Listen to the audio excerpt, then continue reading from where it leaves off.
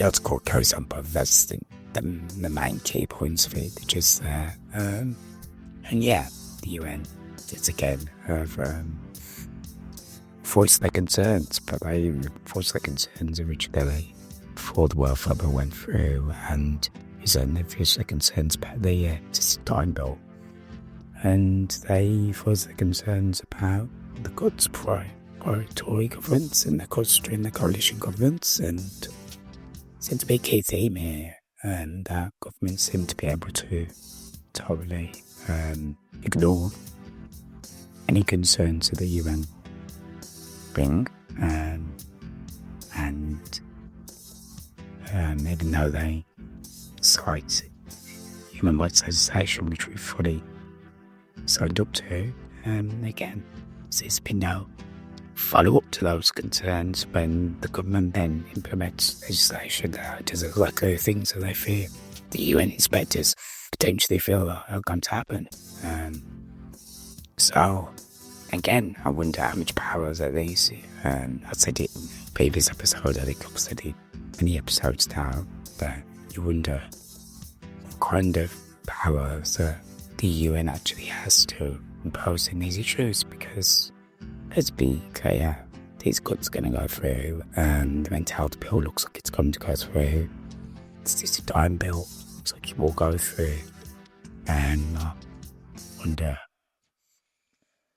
whether the safeguardings that people are looking for will be added to that. I highly doubt it will be that change when it actually goes through. So what it actually is now, despite some concerns being raised in the House of Lords, and we discussed that in the last episode, one of the key dissenters being Theresa May in terms of being against the bill, but ironically enough, a lot of the things that she's concerned about in terms of the rights and the dignity of disabled people, she didn't seem to be awfully concerned. Jenna Peeves, Prime Minister before that, as Government Minister, Secretary of State as well. And can't say I'm that I'll favour the voting record, but I'm pretty certain she didn't vote against any of the cuts to welfare then. So, just concern me that we signed to these treaties and how much power they really have, any of, all the things going on across the globe. Don't mind me saying the reference, but we know what I'm talking about, and you wonder how much the power the UN actually has over, and how much notice people take. And of course, previous governments talked about, and in fact even the opposition party, talk about our need to come out of the Convention of Human Rights. So, I think possibly even former, I think we should come out to the Convention of Human Rights. So if that then moves forward in the next Parliament, that's something that they put in their manifesto, or when the parties put a manifesto that could put back to that, and gives these voices from the UN even less credibility. Really, and also I'll go back to the first episode where one of the stories was about, one of the early episodes of the episode was about around about the time when there was a lot of dissenting voices around the welfare reform bill, and a lot of these organisations are now saying that they're glad that the UN saying that they need to be involved in a consultation around these legislative ideas, which I fully agree with, but the narrative then was that these very organisations were saying that they weren't going to play ball and they weren't going to come to the table, and I did say that at the time in my analysis that however much I understood the reasons for them stepping back is that it's actually not counterproductive, because someone has to be at that table, and actually if you're talking about lawfulness, etc. and so forth, well, one the law is about the duty to consult, isn't it? So if there's no one to consult, you look a bit critical if we step away from the table, even though I know why they're stepping away from the table, and I think that it's,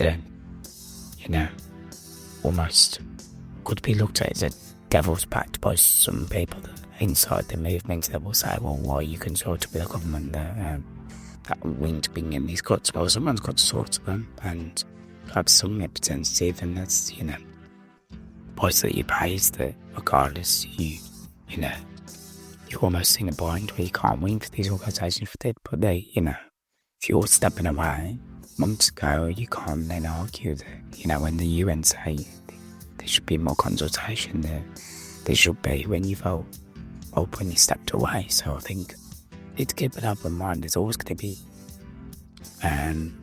voices within the movement that will argue or will be suspicious of certain DPOs that are close to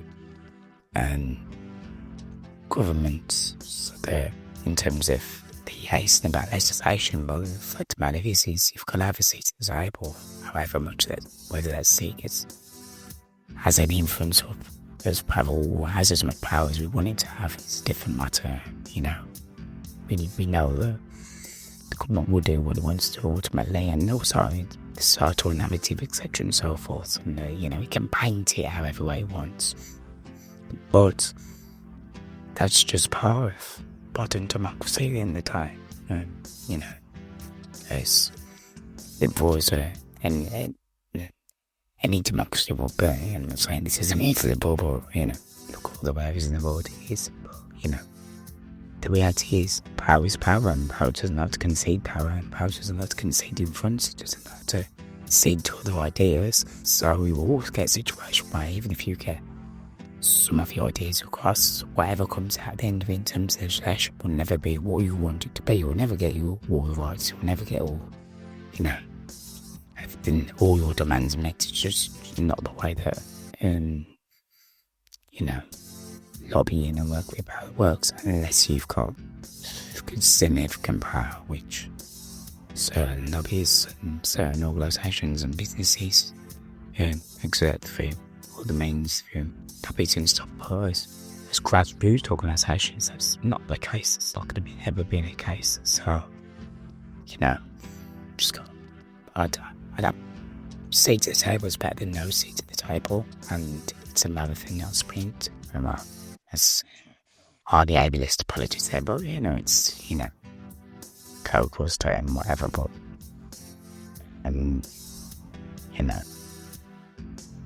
but again, in relation to this, I think I don't think government will really listen too much to the outcomes of this report, because I think seemingly listen to any of the others, even though the Minister of Disabled People does say he wants to consult, and it's one thing consulting, there's a thing taking those views on board, and quite another creating a station that's palatable and actually leads to a meaningful white space approach for disabled people, and that's the end goal. And I think we're a long way from that.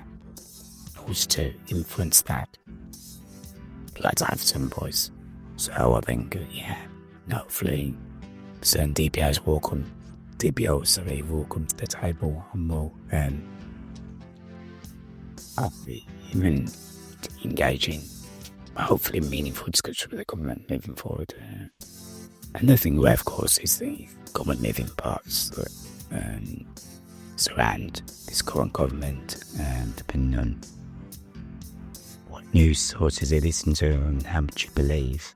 Labour government is potentially in crisis, and not a day goes by without people talk about shenanigans and moves being made against those in power, his time is safe, etc. and so forth. I personally don't think it's going anywhere, but you read the news headlines, there's talks of moves being made against him, and if there was a legislative challenge, and